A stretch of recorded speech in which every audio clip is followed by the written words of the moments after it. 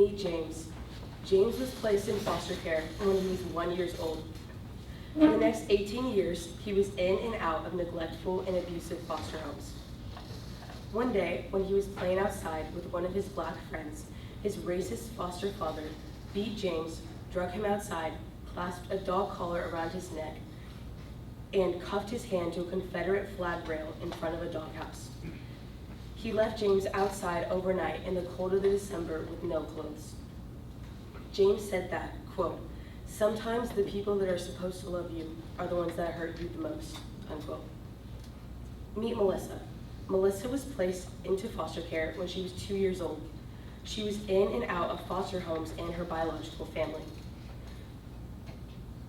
for the next traumatic 20 years. According to Melissa, she spent, quote, 5 years with a lady who blew the monthly stipend on her own kids, while we lowly fosters got to eat maybe once a day if we were lucky.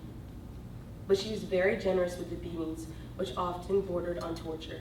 Making us meal for hours on uncooked rice was one of her favorites. Melissa also said that, quote, "If the foster system is a teacher, then she's incredibly cool," unquote. Meet Michael. Michael was placed in a roach-infested foster home in Queens, New York City. He complained about the conditions to his social worker and was placed in a foster home with his foster parent being an alcoholic and abusive woman. He was 11 years old when he was moved to this home. The only way he knew how to cope was by acting out, and eventually he was placed in psychiatric care where he was pumped full of drugs that made him sluggish and drowsy. This was the way that Michael survived. Michael says, quote, "The psychiatric hospital was my escape from the madness. I acted out frequently, threatening to kill myself and doing anything I knew would land me back in the hospital," unquote. There are way too many stories that reflect the same injustices as these.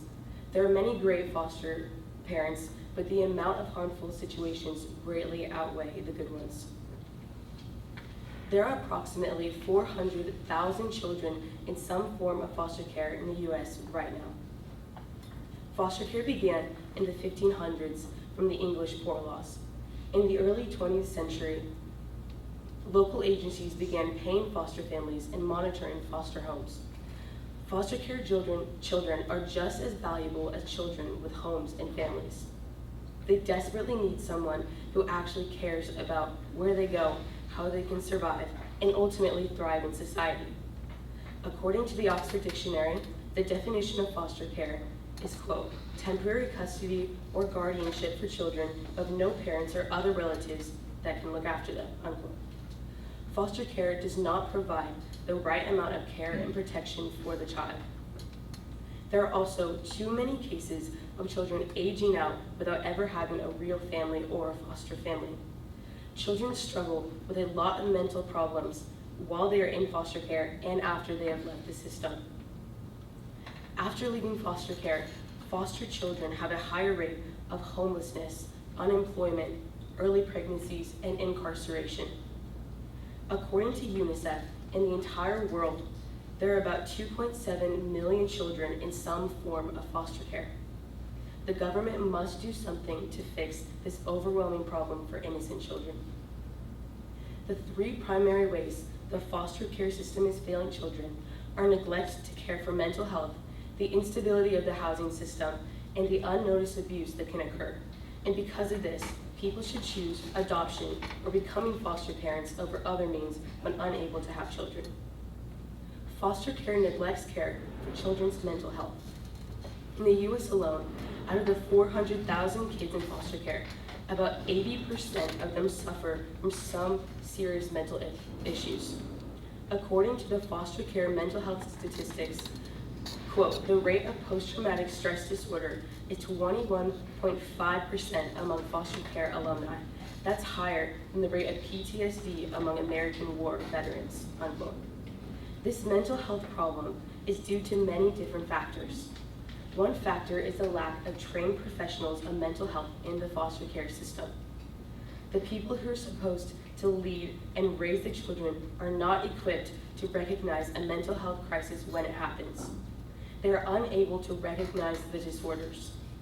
According to national academies, quote, This lack of trained professionals provides another systemic barrier to delivering good mental health care for this population, along with the fragmentation and discontinuity of care across the juvenile and adult health care systems.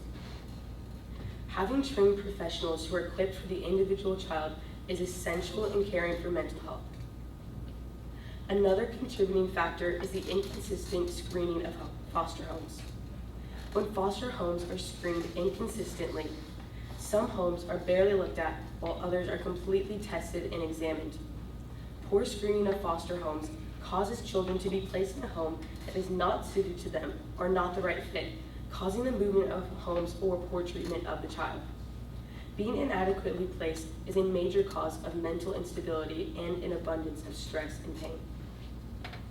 All foster homes should be screened consistently and with the highest quality to ensure that a child does not get overlooked and then placed into a foster home that actually hurts them instead of helping them. The foster care housing system is also unstable. The main factor of the instability is the frequent change of homes, and there are a multitude of reasons for this instability. According to the Annie E. Casey Foundation, quote, child development research tells us that children need consistency, predictability, and attachment to a caring adult in order to thrive, unquote. Placement stability is one of the most important things to a child's development, and without it, it can be one of the most detrimental due to the amount of developmental problems that it creates.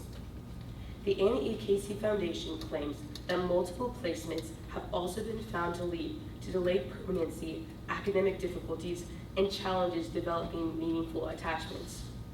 The requirement of moving housing is almost always blamed on the child for their behavioral difficulties or overall uncontrollability, when the blame should actually fall on inadequate foster families and services. Frequent change of homes also hinder growth, adaptation, and development. The longer the child stays in foster care, the more housing changes there will be. David Sanders, the Executive Vice President of Systems Improvement for the Casey Family Programs, says that, quote, when we make the monumental decision to intervene and remove a child from their home, we have a responsibility to ensure that we place them in a safe, stable, and healing environment, and that they are better off in this new setting than they would have been if they had stayed with their family of origin, unquote. Making the decision to take a child out of their home is a huge commitment because the choice needs to come with lots of thought and investigation into what is the right situation for the child. Carnell Brown, a boy who was in foster care until he aged out, said, quote, I was in 30 foster homes within a year, unquote. They kept moving him to different homes where he would experience various types of abuse and then would move to another with the same exact problem. The average amount that foster children move in a year is about 4 to 5, which means that many children will have made relationships and bonds that they immediately have to abandon. They lose all expectation of consistency and hope of actually having a family because every time they start to create real relationships, they get moved. This is just the beginning of the trauma that happens in the system. There is a ton of unnoticed or ignored abuse that can occur during foster care. One primary form of abuse that occurs is neglect, which is the most common form of abuse and mistreatment. More than 2,000 victims have suffered fatally from some type of abuse in foster care. This issue of neglect is a huge problem, and it shows itself in many ways. There are 2 types of neglect that a foster child could suffer from. First, a child could suffer from physical neglect.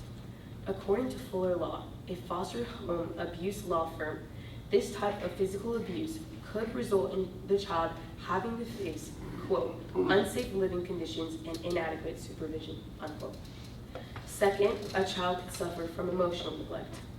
Emotional neglect ignores a child's needs for love and affection, failing to support them or give them the mental help that they might need. A child who is emotionally neglected tend to experience anxiety and depression and have difficulty establishing relationships due to issues of trust. Another form of abuse that can occur is sexual abuse. This form of abuse is less common, but it is the most detrimental to the child in many ways. The child will suffer from intense trauma, which is even more harmful for a child going through foster care than children who stay in their home. The people that foster children are learning to finally trust have betrayed them, and they have to try to make that bond over and over again. Victims can suffer from severe physical and psychological issues and tend to go through feelings of guilt, shame, and confusion. That is not including the physical harm that they have to go through, such as STIs, chronic pain, or pregnancies. A foster child's social and relational development can be destroyed, and if it is bad enough, they can never fully recover from the trauma that they have undergone.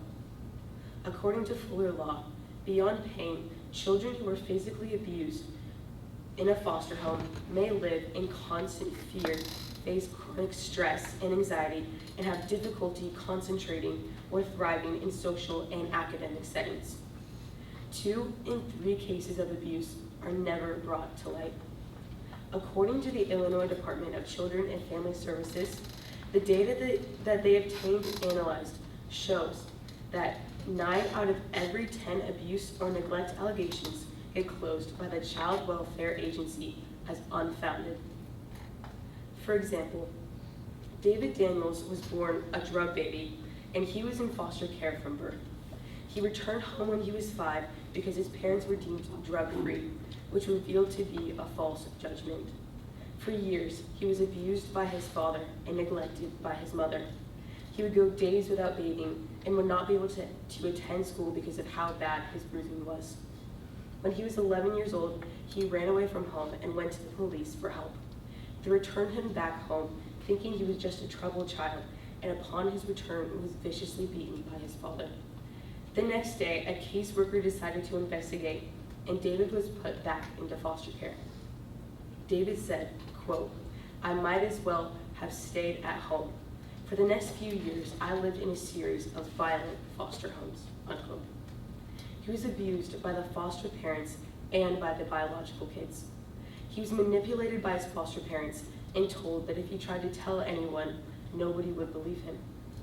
At 15, David left foster care and went back to live with his mother, who continued to mentally abuse him. David said, quote, "I have learned that sometimes you have to heal yourself and forgive the unforgivable to reach your happiness. I can't count the apologies I didn't receive. I can't tell you how many times I was told that I would never amount to anything and end up just like my parents," unquote.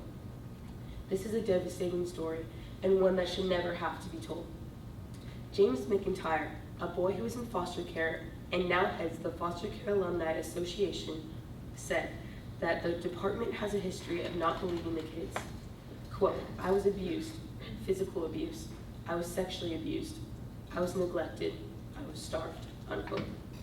He said his allegations were not believed and he still suffers from the trauma. He said, quote, "Foster kids make the best victims. The system relies on foster kids to make the best victims," unquote. The entire structure of the system has caused this problem and lack of care and protection. There is one huge thing that we can do to drastically help the extreme number of children in foster care. People should choose adoption when they are unable to have children over other means. The main two to refrain from using are IVF and surrogacy. This is also a huge biblical aspect, as IVF and surrogacy are extremely unbiblical and unethical. Surrogacy is part of a broader field of artificial reproductive technologies and different procedures like IVF or artificial insemination. Surrogacy is argued for by non-Christians and Christians, but it is widely considered as unbiblical. According to the Council on Biblical Manhood and Womanhood, quote, "Surrogacy can be defined as a practice whereby one woman carries and delivers a child for another woman, another man, another couple, with or without payment, and with the intention that the child should be handed over at birth," unquote. Advocates for surrogacy see it as an act of benevolence and sacrifice. According to the American Surrogacy Blog, quote, "One surrogacy advocate cited Acts 20:35 in favor of the practice. It is more blessed to give than receive." One surrogacy agency adds, quote, the disappointment of and stigma of infertility can be harsh, which is why surrogacy gives parents a chance to overcome these issues and successfully have biological children, unquote. Another argument surrogacy advocates give is that surrogacy is much safer for women when pregnancy is not medically advisable.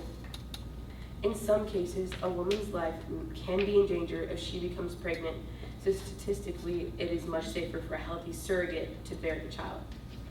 Advocates also argue that couples or individuals have a right to their baby. They believe that it is a basic human right to have one's own baby, and couples have the right to use a surrogate to fulfill that right. These arguments for surrogacy represent an inadequate framework for thinking about both procreation and surrogacy. Also, surrogacy is often referred to as a treatment for infertility, but it is not a medical treatment. According to Oliver O'Donovan, a well-known academic of Christian ethics, quote, a medical treatment for infertility would correct the problems in either the husband's or wife's body that prevent the couple from becoming pregnant, allowing them to procreate in the normal manner, unquote. Surrogacy does not correct or fix anything in the parents' bodies. Therefore, it is a way of circumventing infertility instead of being a treatment. One main argument against surrogacy is that it commodifies human life and treats the infants as products. The Council on Biblical Manhood and Womanhood strongly states, quote, the notion that a mother would undertake to become a parent with intention beforehand to alienate herself from the child implicitly converts the child from a person to a commodity, unquote. In this way, does surrogacy violate the sanctity of human life principle by treating these infants as goods to be passed around through contracts and agreements.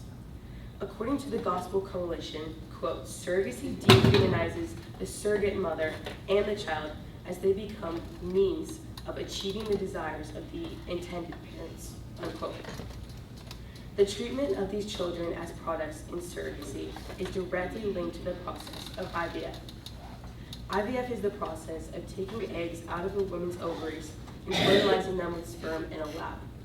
Then there's a procedure done where one or more of the embryos are placed in someone's uterus until one of them takes, causing a pregnancy to begin. There is an incredible amount of spare embryos caused by IVF. One study of IVF found that by 2013, 1,237,203 embryos were cryopreserved and in storage. This number is the amount from 2003 to 2013.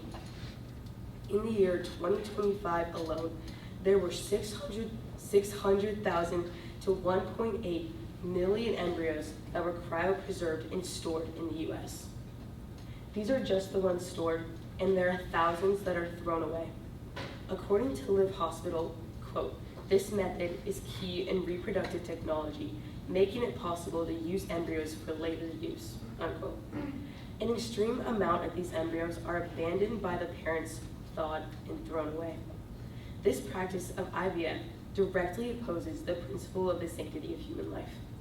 According to CBMW, quote, surrogacy facilitates and encourages the creation of more embryos than can be implanted, and thus serves as a contributing factor to the destruction of human life, unquote. The reasoning behind the making of multiple embryos, even though the doctors know that only a few will actually be implanted, is because it's more efficient. For them, it is simply easier and more cost efficient to create multiple embryos at once as opposed to creating and implanting one or two at a time. Adoption redeems a broken situation, while IVF and surrogacy intentionally creates a broken situation. A huge argument surrogacy advocates use is that if adoption is permissible, then so should surrogacy. They argue that in both adoption and surrogacy, the birth mother is giving their child up to be raised by someone else. They also argue that with adoption, the adoptive parents are not biologically related to the child, and in some forms of surrogacy, the child is not biologically related either.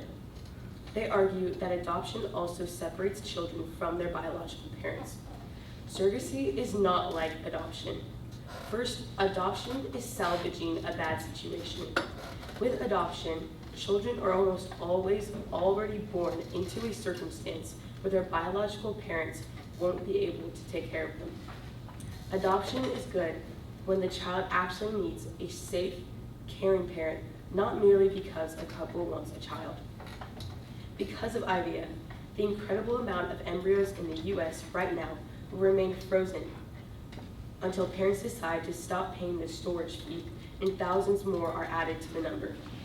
According to Matthew Lee Anderson, quote, "It's impossible for us to adopt all the embryos, and the number of tiny image bearers left to die is growing every day, which is one formidable reason to work towards regulating IVF and surrogacy in the first place. It's not a problem, it's a grave moral crisis," unquote. According to the TGC, quote, "We lose sight of the meaning of parenthood, reducing the most fundamental human relationships to legal contracts," unquote. Second, with adoption, the biological parents are never not the child's parents. With surrogacy, the surrogate herself is referred to by all types of circumlocutions, such as gestational carrier, all in an attempt to deny that she is a parent. Also, with adoption, the biological parents are only removed because they are completely incapable of caring for their child. With surrogacy, the pregnancy's whole point from the very beginning is not to keep the child, but to give it away to a different family.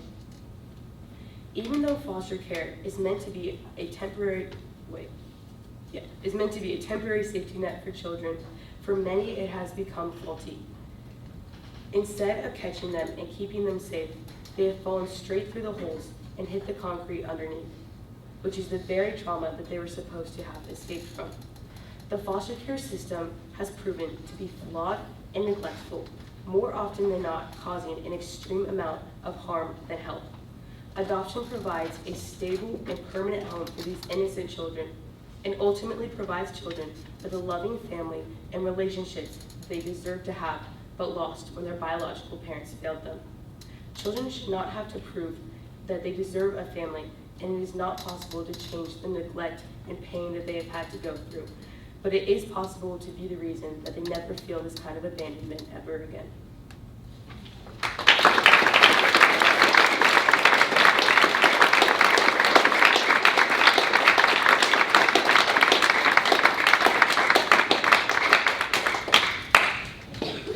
We will now move to our Q&A session. Please raise your hand if you have any questions.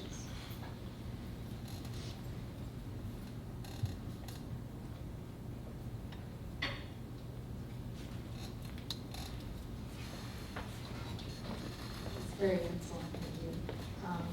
And it sounds very dear to your heart. Are you able to provide the reason? If you don't feel comfortable, that's okay. Oh no, I am passionate about this topic because I personally was adopted. I was in multiple foster homes. I was adopted when I was 3 to a really great family. But I could have ended up in a really bad situation, and I'm very grateful that I wasn't, but I know that there's a lot of children still in the foster care system right now going through some terrible things, and I think that also a lot of people are not aware of what actually goes on in foster care, and so I just think it's important to bring awareness to what actually goes on in foster care, and that it's not just the safe place to bring children to if they are not safe in their own homes. So.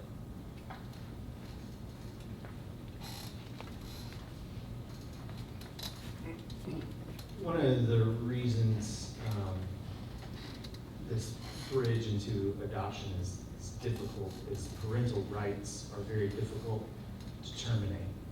And a lot of times children end up in foster care waiting on the legal system to actually flesh out what's going to happen to the kids. In your argument, how would you bridge that gap to open the door for adoption so that more kids weren't stuck in this foster system? That's a great question. I think something that the government needs to do is prioritize something called kinship care, which is where you look a lot more into the surrounding family that is not just the parents, because a lot of times kids are placed into foster care when they have like an aunt or an uncle or grandparents even that could be able to take care of them, but the government is not looking into the family of the child and really are just focused on the parents. So I think the government needs to work a lot harder on prioritizing kinship care for the children.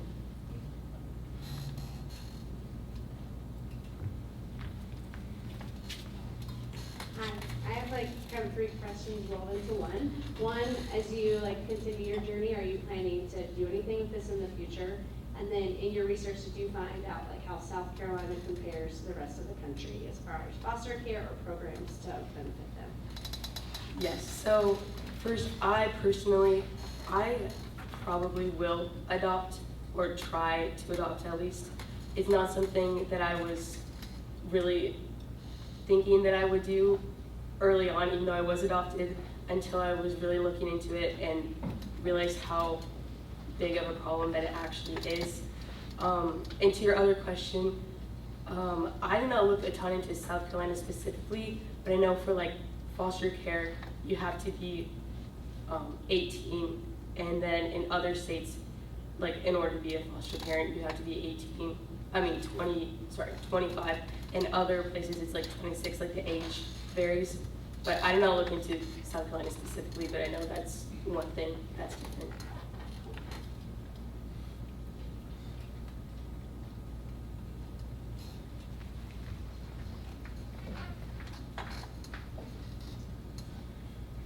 Very well done, Jada. My question to you is, we're talking a lot about the government, but what role does the church play? And what role does the government play in actually hindering the church from being involved more? That's a good question. I think for the church, a big problem in foster care is financially for foster parents. A lot of times they end up having to pay for the children like out of their own pockets instead of getting the right amount of money from the government, because the government will take the money and use it for other things that are not even having anything really to do with the children in foster care. So I think that's one thing, like with the church, they should help with that in some way. It doesn't have to be a lot, but even a little bit can help to help with the foster parents. And the government should also be working more on bringing more money to the foster parents. Instead of taking the money and using it for other things, they should be prioritizing it for foster care specifically. Got time for one more question? Are there any left?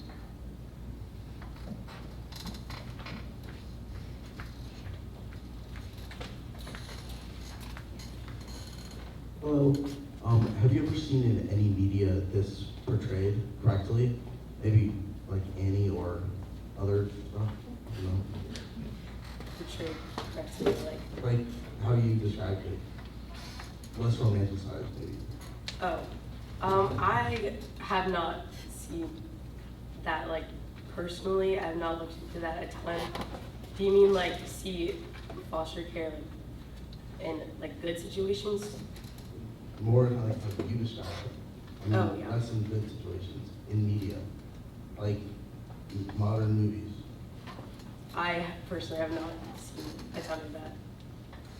I'll never look into that more. All right, thank you, Jada.